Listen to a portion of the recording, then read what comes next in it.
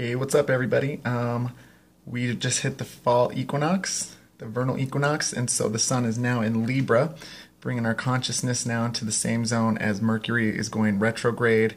The sun is also making a conjunction to the moon's lunar node at the moment, so kind of our soul's path, our destiny path, our kind of path of consciousness throughout life right now. Everything's kind of lining up into this place where relationships and balance and harmony is kind of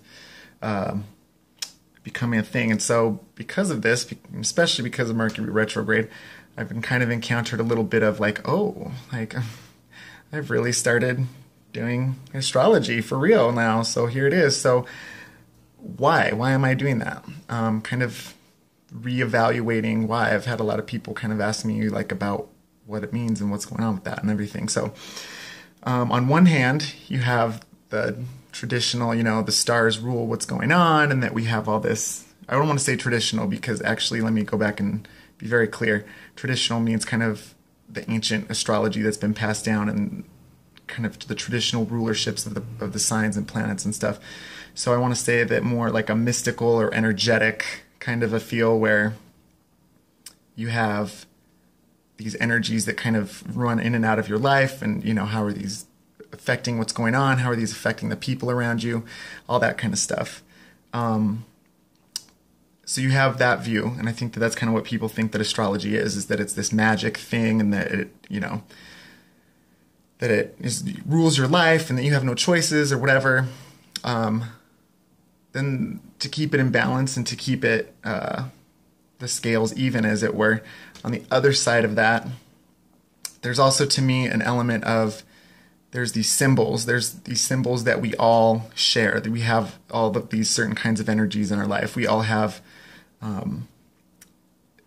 ways that we attract things to ourselves, the way we value things, or Venus. We all have ways that we're very directive and very kind of aggressive, and the way we fight for things. We have these Mars energies. So we all kind of have these archetypal energies and these symbols that when you look at these symbols and kind of juxtapose them and figure them all out and look at them next to each other, that you can't help, when you look at a symbol, your mind can't help but put your own meaning onto it.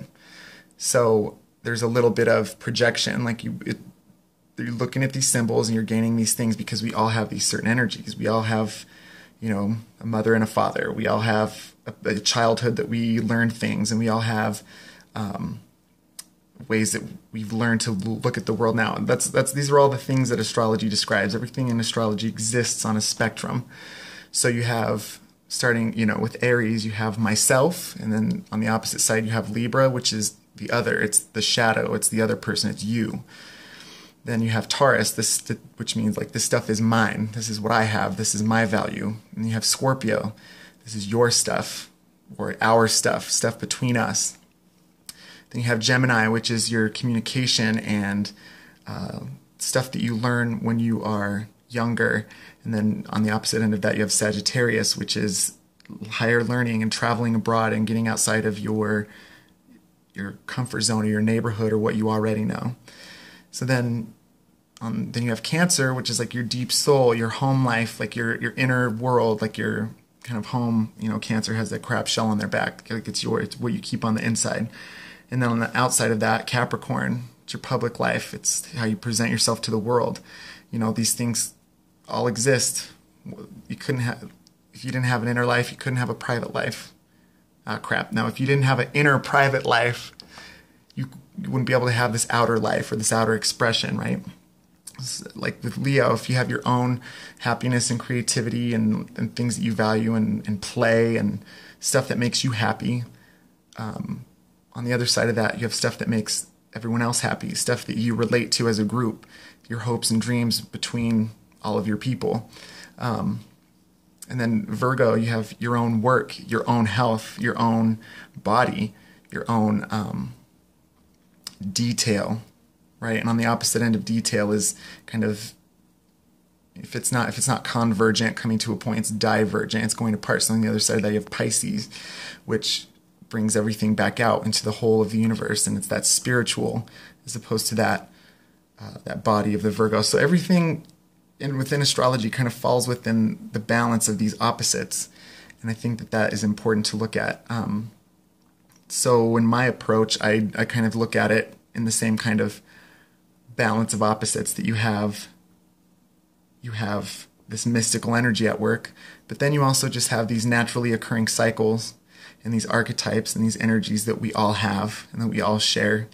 And you can use those either way, if it's mystical or if it's just archetypal. You can use those energies to kind of mind map, right? You can look at the world in a different way. If you're looking at like, what does this mean, or what does that mean? How does this affect that thing? You know, then you're able to kind of look at things in a fresh perspective.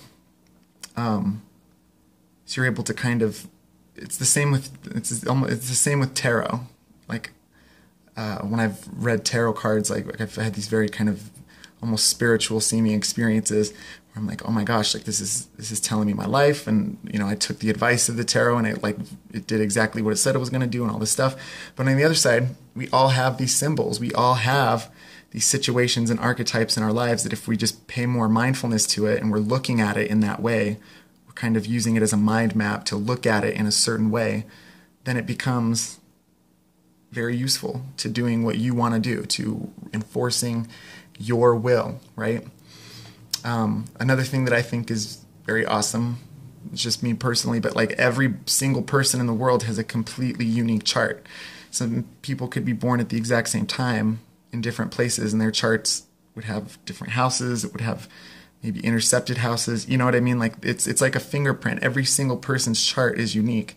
So when you're looking at these naturally occurring events, right? Like the planets and the rotation of the earth and like all this stuff happens anyway.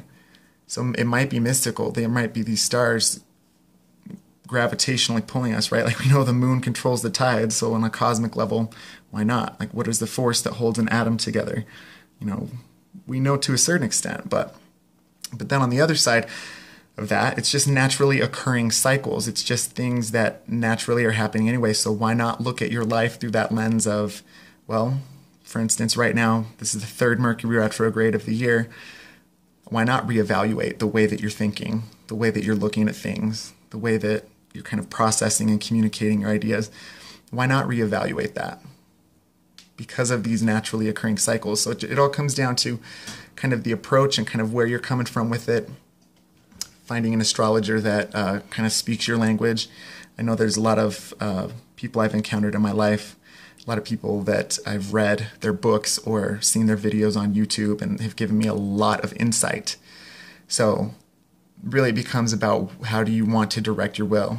How do you want to organize your thoughts? How do you want to encounter that energetic process in your world, you know? Yeah, I think that's about it. There's a lot of stuff going on right now.